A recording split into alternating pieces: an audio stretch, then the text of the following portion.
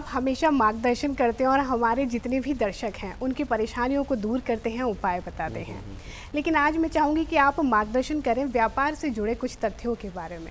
अक्सर देखा जाता है कि व्यापार तो बहुत सारे लोग करते हैं, क्षेत्र भी अलग अलग होते हैं। कुछ लोग कम समय में बहुत तरक्की कर जाते हैं और कुछ लोग बहुत अधिक समय में भी बहुत ही कम तरक्की कर पाते हैं। इससे जुड़े जो तथ्य हैं मैं चाहती हूँ कि आप उनको डिटेल में बताएं कि हमारे दर्शक भी जान सकें कि कहाँ कहाँ उनसे चूक होती है। बेटा, जब मैं ना 11 साल का था जी तो जो मेरे पहले गुरु रहे श्री ML सूद साहब, वो मेरे घर पे आए।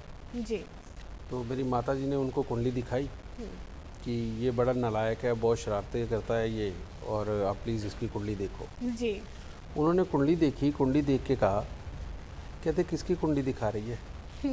कहते इसने पता नहीं कितने लाखों की कितने हज़ारों की कुंडलियाँ देखनी इसने।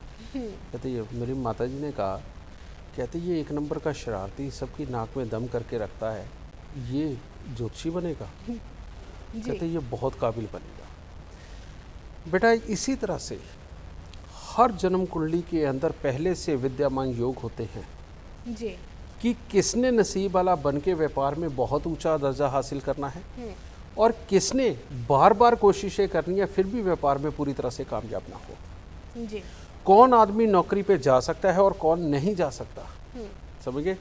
कौन अपनी अच्छी मैरिड लाइफ चला सकता है, कौन नहीं चला सकता। कौन इंसान ऐसा है कि वो अपने खाने पीने का ध्यान रखे बिना भी चले तो सारी ज़िंदगी स्वस्थ रहेगा, और कौन ऐसा इंसान है कि सारी दुनिया के ख्याल रख के भी वो बीमार रहेगा। जी ये सब कुछ जन्म कुंडली के अंदर पहले से तय होता है। लेकिन अब ये हो तो जाता है, सिर्फ और सिर्फ एक लाल किताब ऐसी है जिसके अंदर के उपाय करके हम अपने नसीब को कुछ बदल सकते हैं। जी बिल्कुल, समझ गए। अब एक सिंपल सी बात बेटा, अगर आप आज हम गद्दी के व्यापार की बात कर लेते हैं। गद्दी का व्यापार वो जो कि लोग जैसे किसी की कपड़े की दुकान है, किसी की परचून की दुकान है, समझ गए, या किसी भी तरह की जिसमें कि वो गद्दी लगा के बैठते हैं, समझ गए, और सारा दिन उनको अपनी दुकान पे बैठना पड़ता है। जो भी ये गद्दी का व्यापार है बेटा, आप लोग हर दीपावली के ऊपर माँ लक्ष्मी का पूजन करते हैं, गणेश जी को साथ बैठा के। लेकिन आप माँ लक्ष्मी के चित्र के ऊपर क्या देखते हैं? माँ लक्ष्मी के चित्र के ऊपर आप देखते हैं कि माँ लक्ष्मी बैठी हुई है। देखते हुए जब देखते हैं तो उनके सीधे हाथ के ऊपर गणपति जी होते हैं, लेफ्ट हैंड के ऊपर सरस्वती मैया होती है, और पीछे 2 हाथी होते हैं, और उनके सूंड में से एक गंगा बह रही होती है जो माँ लक्ष्मी के पीछे गिरती है। जी फिर आप देखो कि वो पीछे गंगा बह रही है और नीचे से एक कमल निकल के आ रहा है जिसके ऊपर माँ लक्ष्मी विद्यमान है। आप यही तस्वीर लगाते हैं, लेकिन इसका मतलब नहीं आपको पता होगा।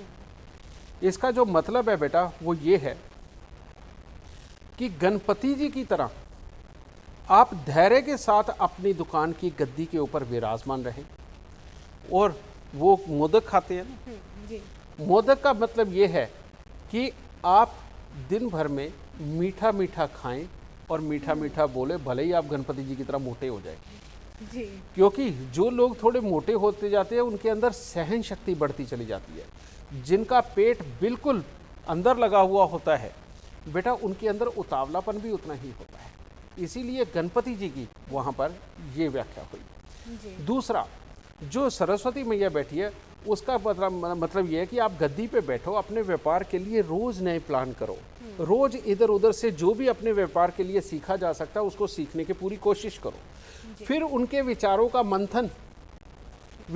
मंथन इसीलिए राहु यानी कि सर के ऊपर हाथी खड़े किए गए हैं कि विचारों के मंथन के बाद में राहु जो गंगा बहाएगा, यानी कि वो ख्याली रूपी जो गंगा होगी उसमें से जो कमल उपजेगा उसके ऊपर माँ लक्ष्मी विराजमान है। जी यानी कि आपका आइडिया ही लक्ष्मी है और आपका आइडिया ही आपके घर के अंदर पूरी समृद्धि लेकर के आएगा। लेकिन उसके लिए आपको धैर्य से बैठना पड़ेगा, सब्र से चलना पड़ेगा, मीठा बोलना पड़ेगा, माँ सरस्वती की कृपा से इधर उधर से सारा ज्ञान इकट्ठा करना पड़ेगा। फिर वो विचारों का मंथन जो आइडिया लेकर के आएगा बेटा, वही माँ लक्ष्मी की कृपा बरसाएगा और वही तुम्हारे घर में लक्ष्मी लेके आएगा। एक तो ये चीज़ समझ गए। अब इस बात को कभी मत भूलना कि आपके किए बिना आपका व्यापार नहीं बढ़ सकता। इस चीज़ को कभी ना भूलें, समझ गया। और जो भी इंसान इस चीज़ को भूलेगा और सिर्फ ये कहेगा परमात्मा जब करेगा तब कर देगा, ना बेटा, आप मरे बिना स्वर्ग नहीं मिलते। परमात्मा ने तुम्हें बुद्धि दी है, कर्म दिया है, ज्ञान दिया है, उसके बलबूते अपने काम को बढ़ाने की कोशिश करो, मदद मैं करूँगा। हाँ, ये बात सच है कि आदमी कई बार पूरा प्लान बनाता है, प्लान बना करके बाद में हिम्मत छोड़ देता है, यार इतना टाइम लगेगा, ये पैसा भी लगेगा और इसके अंदर पता नहीं चले ना चले। आप अपने आइडिया के ऊपर भरोसा करें, आइडिया के ऊपर भरोसा करें, उसको एक छोटे रूप में शुरू करके ज़रूर देखें और इम्प्लीमेंट करके ज़रूर देखें। उसमें से थोड़ा सा भी पॉजिटिव रिस्पॉन्स जब आना शुरू हो जाए, उसे बड़े लेवल पे कर दें।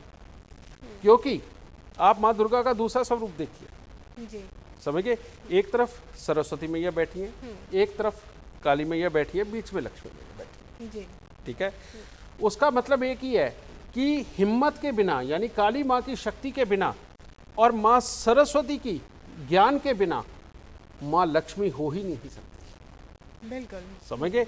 जो इंसान कितना भी बड़ा ज्ञानवान रहे, लेकिन अगर उसने हिम्मत करके अपने आइडिया को दुनिया को नहीं दिखाया, उसके ऊपर चल के नहीं चला, तो बेटा लक्ष्मी का उपार्जन नहीं हो सकता। माँ दुर्गा का स्वरूप आपके शरीर के अंदर है, जो आप कभी नहीं निखार पाएंगे। और जो इंसान इस कॉम्बिनेशन से, यानी कि सरस्वती मैया के ज्ञान से, माँ काली की हिम्मत से लक्ष्मी का उपार्जन करता है, वही इंसान दूसरों को काम दे करके भगवान बनता है। इस बात को मेरी कभी मत भूलना बेटा।